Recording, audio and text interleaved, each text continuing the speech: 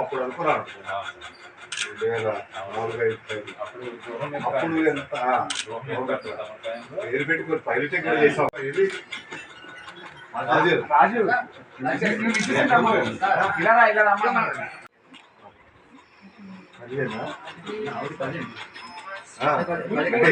పదేగా వస్తాయి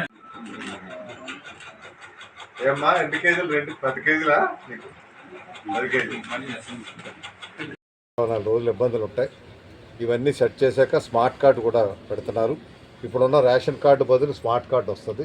అందులో ఆ స్మార్ట్ కార్డు క్యూఆర్ కోడ్తో వస్తుంది కాబట్టి అవి తీసుకునేసరికి ఆ కార్డు ఎంతమంది ఉన్నారు ఏమిటి అన్నది ఎప్పటికప్పుడే మళ్ళీ అవి కూడా మార్చుకునే వెసులుబాటు కూడా ఆ స్మార్ట్ కార్డులో ప్రవేశపెట్టడం కూడా జరుగుతుంది.